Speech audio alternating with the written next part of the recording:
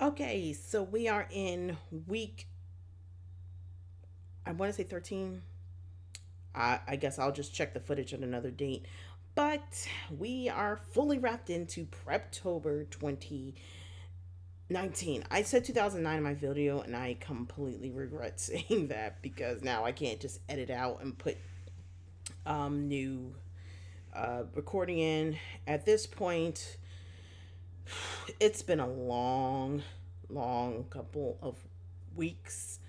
Um, I'm trying to do some editing for my podcast episode, and it's giving me trouble because first I wanted to do, and I'm gonna get to Nano. Oh, speaking of which, before I even get started, I got a Nano mug. Um, Looks like this. Also got little um what are those things called? Hot air balloons. I actually have the T-shirt too, but it's in the hamper, and I am not going to dig into my clothes hamper to find that. So sometime in November, you'll see me wear my Nano T-shirt. Now, I did see the email for the Nano Winners 2019 T-shirt, and I don't know if I want to order that shirt because this is more NaNoWriMo is more of an experiment to see if you can get something 50,000 words done. I don't feel right saying I won when I did not make 20,000. I mean, why am I saying 20? 50,000 words. So I don't really uh, want to do that at this time. Now, as far as the other stuff I was about to talk about. Lone Wolf Chat. I'm having that's my podcast. I currently do. I lost my script and I cannot find it for the life of me. I went to work and I still couldn't find it. So I was like, you know what? Forget it. I'm gonna have to make another uh another script, which is really annoying. See, with podcasting, what I do, and this is what I learned from college, is you have to use a script because if you don't script, you start rambling. I already ramble enough in my videos, so being off kilter without a script is bad.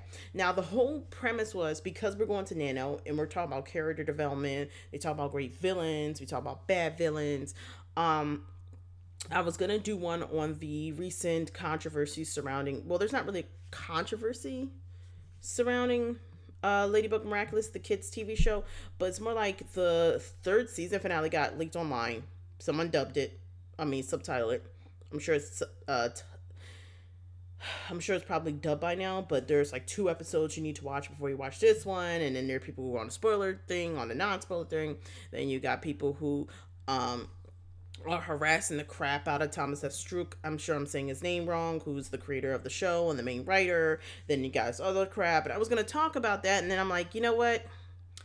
I'm not, because one, I feel like I watch a show, but I don't I'm I'm okay watching because I already saw the season 3 finale, and it's not gonna really mess up my experience of watching the show. Everybody's mad because the whole thing is about shipping, and the main character ship isn't there. But I was more irritated because you could probably see in my Reddit, if you see me post on Reddit. I was more irritated at the fact that it's sort of like the Chekhov's gun thing. They've been hinting at it for 2 seasons. We get to the end of season 3.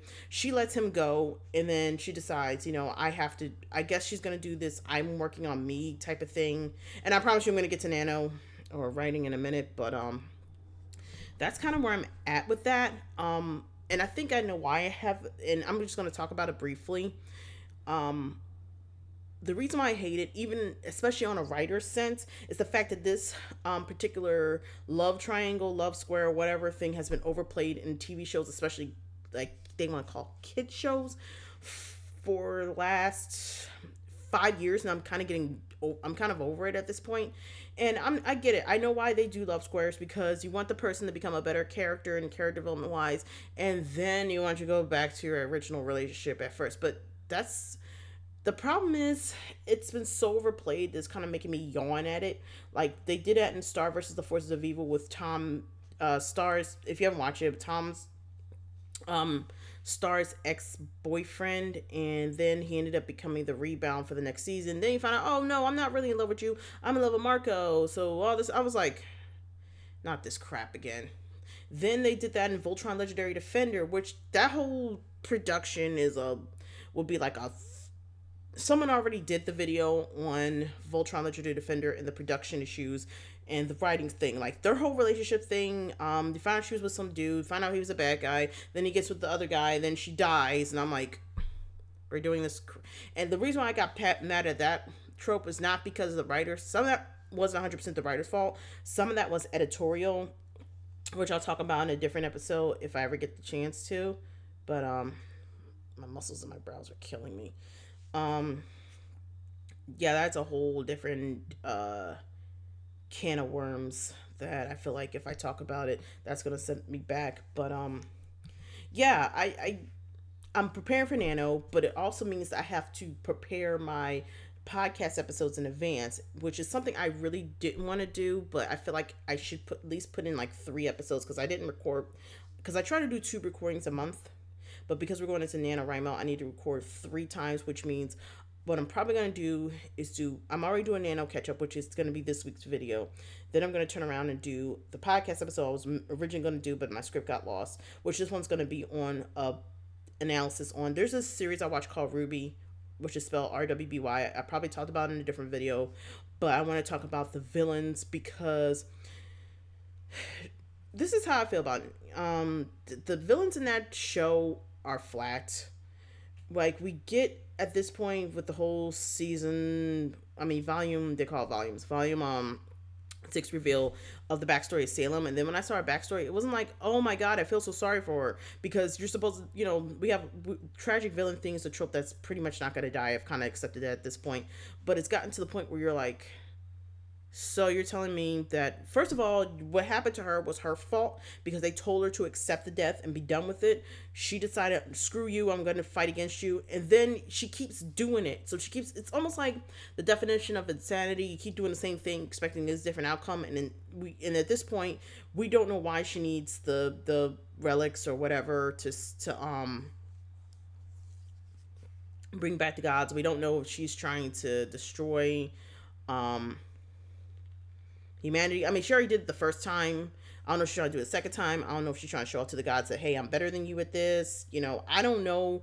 We just know she dipped herself into a thing of evil, and now she's evil. And it's kind of convoluted. And then it also paints the main guy who's supposed to be fighting her lover, that's... I'm going to talk about that in a podcast episode, because I was like, oh my god, this is... I get it. I'm going to continue watching, even though this story's dying, like it's on life support at this point. I'm gonna keep watching it because I kind of came this far. It's almost like the third Lord's where you come this far, you might as well see how the story ends. But as far as Nano goes, because of like I said before, I have to do 3 podcast episodes. Then we have the Nano schedule coming up because National Novel Writers Month is so important to try to do. I'm gonna try to condense. I'm gonna do my podcast episodes. Then I'm trying to finish out the month. I kind of already finished my outline, which I'm okay with my outline. I know I'm probably going to, because I'm more of a pantser than a plotter, which is in my notebook that's sitting over here. I know the story is subject to evolve. I also want to kind of just get stuff, done, especially because Thanksgiving is right. I don't care what anybody says. I just got the text about what I'm supposed to cook for Thanksgiving. I'm like, it's a simple dish, but it kind of throws me off for Nano. So besides the fact that dinner starts at like 3 p.m.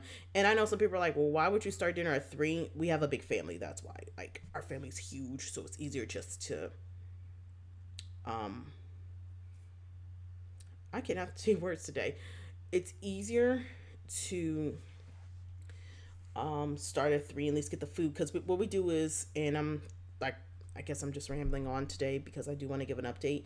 What we do is we have a table, and then we have the trays with the little flame, the little blue flames to keep the food warm, with the metal containers. So we wanted to set up so it's almost like a buffet style. And the reason why we do that is because our aunt who hosts the Thanksgiving every year, at her house, it's easier because she always eats last, and then the foods, she has to go warm it up, and then you have people who help cook with her, and that helps warm it up. So it's just easier to have the food already pre-made, put it in a dish, have the water boiling underneath to simulate the steam and the heat needed to keep the food warm. And that's how we're going to do Thanksgiving this year. So with my Thanksgiving coming up. And then I also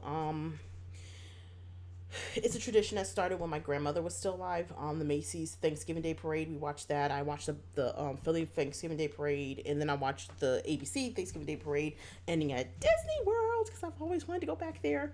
So not only going to watch Nano, I'm gonna work on my Nano, watch the parades, and cook, and get up there early, and help set up. So it's gonna be really busy Thanksgiving, and then day after Thanksgiving, everybody wants to do something, which I'm gonna go because people want to go to bowling, which is fine. It's just I'm kind of tired. I don't want to do it, but I'm gonna do it because I know that with Thanksgiving, even though it's Nano, you're kind of required to be around your family because don't. It's gonna be a nightmare never hearing the end of it. So that's my update for now. I may make a video tomorrow, and I'm gonna just work on my podcast script. So I will chat with you guys again tomorrow.